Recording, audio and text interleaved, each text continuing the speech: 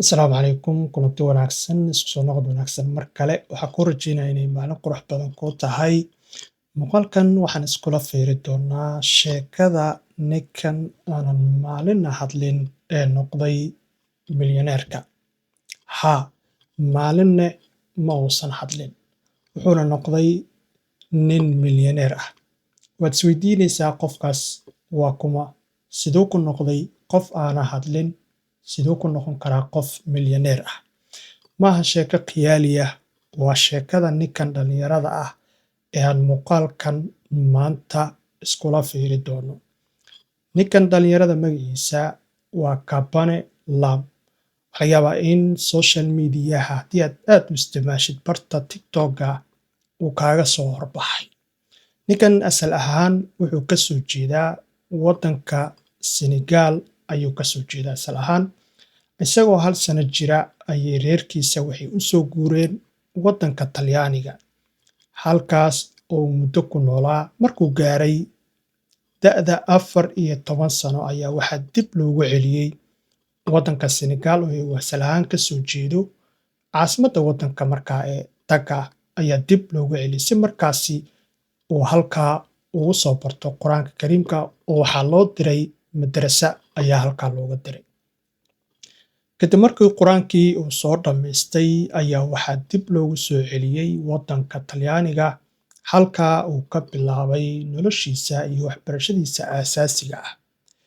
ninkan dhallinyarada ah ayaa nolosha reerkiisa iska nolol caadi ah oo markaa iska dabaqada hoose dadka ku nool ayuu iska ahaa wuxuu ka shaqaynayay ama uu qayb ka ahaa shirkad markaasi uu ka ahaa mechanic uu ka ahaa ama dadkan waxyaabaha sameeya ayuu shirkad ka ahaa 2020kii markii uu bilowday cudurkii safmareenka ahaa ee COVID-19 ayaa mar qura waxaa isbedelay dunida oo waxaa la galay lockdownka iyo maaragtay cudurkaasi faafitaankiisa ayaa waxa ay sababeen Kablam iyo dad aad u fara badan in markaasi ay shaqo la'aan ay noqdaan ninkan dhallinyarada ah wax ku dhacday shaqo la'aan xaalad aad u cakiran ayaa ku soo aaday maadaama dunida inteeda kale oo dhan oo markaa cudurka uu aad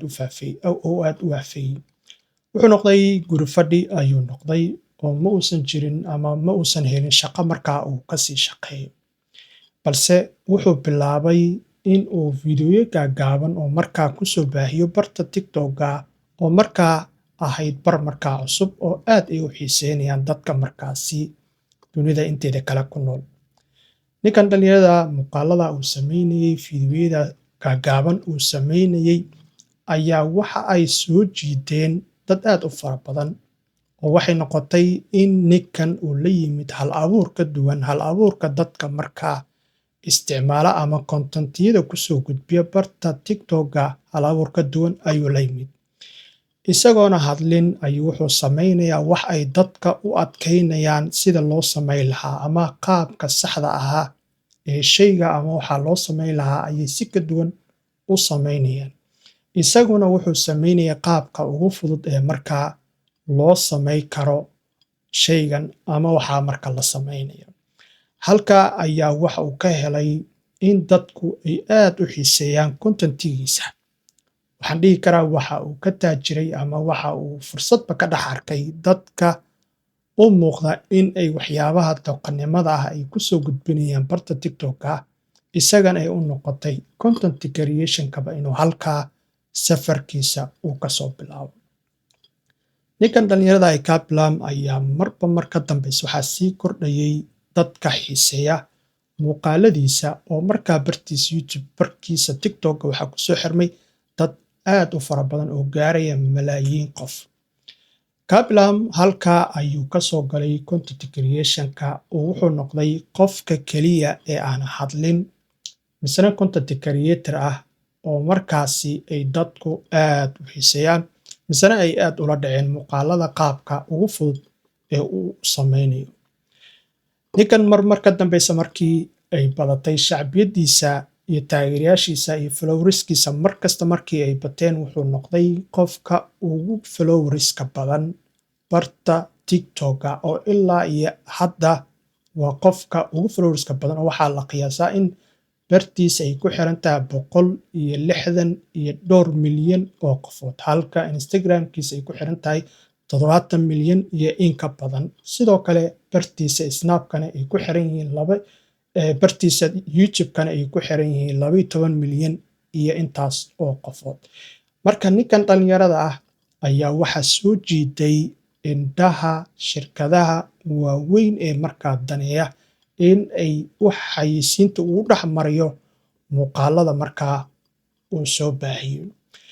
Ninkan fursadihii markii ayuuba ka faa'iidaystay oo wuxuu heshiis la galay oo collaboration la sameeyey shirkadaha aadka u waaweyn ee dunida maanta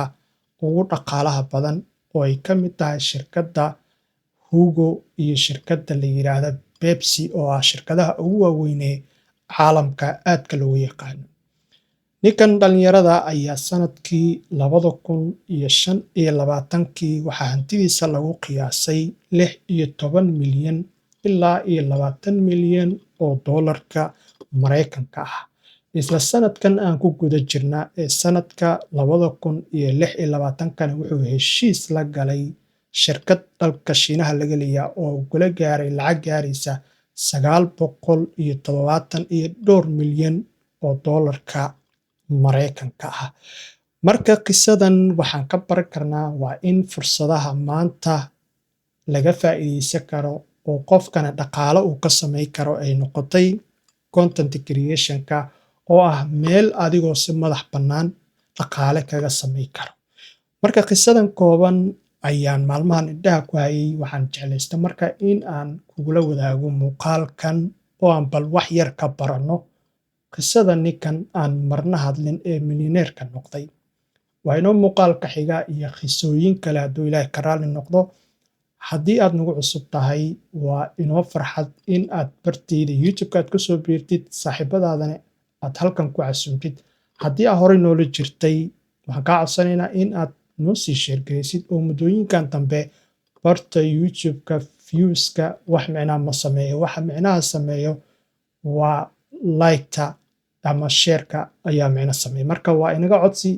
haddii aad marka muuqaalkan jeclaystana qaybta faallada nagula wadaag qisaska aan jeclaan lahayd inaan soo khulaaseeyo ama aan baaritaan kusoo sameyne qaybta hoose ee faallada igula wadaag. Waa inoo muuqaalka waxaan kaaga tegayaa sidaa iyo nabadgelyo. Asalaamu calaykum.